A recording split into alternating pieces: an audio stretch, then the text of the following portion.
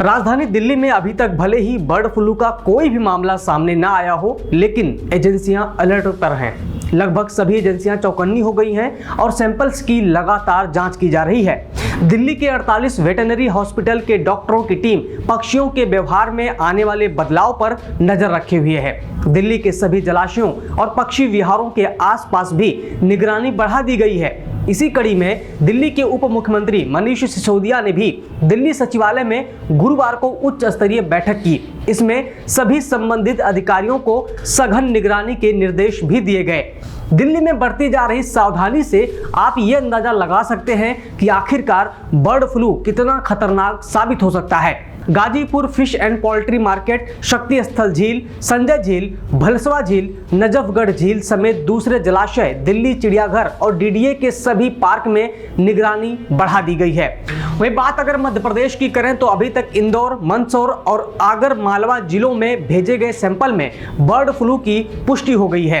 लेकिन गुरुवार को आई रिपोर्ट में नीमच, देवास, उज्जैन, खंडवा, खरगोन और गुना जिले में भेजे गए कौओं के सैंपल में भी पुष्टि हो गई है।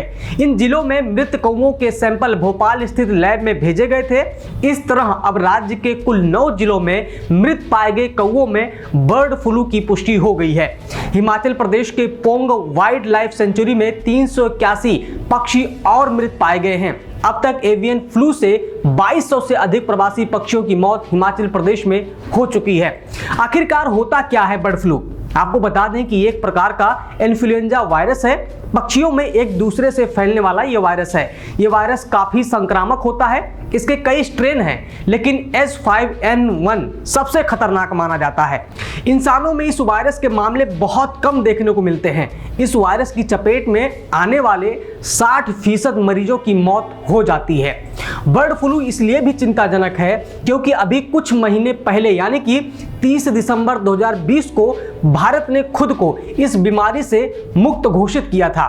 भारत में बर्ड फ्लू का पहला मामला 2006 में सामने आया था। बर्ड फ्लू पर मंत्रालय ने कहा है कि राष्ट्रीय उच्च सुरक्षा पशुरोग संस्थान से नमूनों के संक्रमित होने की पुष्टि के बाद 4 राज्यों में 12 स्थानों पर एवियन इन्फ्लुएंजा के मामले सामने आए हैं। इसमें कहा गया है कि संबंधित राज्यों को कुक्कुट, बत्तखों, कौओं और प्रवासी पक्षियों में बीमारी के और प्रसार को रोकने के लिए परामर्श जारी किया गया है और अन्य राज्यों से पक्षियों की किसी भी असामान्य मौत पर नजर रखने के लिए भी कहा गया है।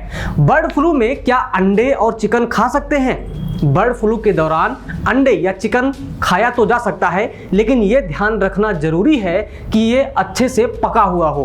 पकाते समय साफ सफाई का विशेष ध्यान रखना अति आवश्यक है। केंद्रीय पशुधन, डेयरी, पोल्ट्री व मत्स्य विभाग के सचिव अतुल चतुर्वेदी के अनुसार पका हुआ चिकन और उबला हुआ अंडा खाने से बर्ड फ्लू नहीं फैलता। ये पूरी तरह सुरक्षित होता है। हालांकि पोल्ट्री फेडरेशन ऑफ इंडिया के प्रेसिडेंट रमेश खत्री के मुताबिक बीते 2 दिनों में पोल्ट्री उत्पाद यानी चिकन और अंडे की मांग करीब 60% गिर गई है, जिससे इनकी कीमतों पर भी असर पड़ा है। आप देख रहे हैं पर्यावरण पोस्ट। मैं हूं अविनाश। सब्सक्राइब करें पर्यावरण पोस्ट।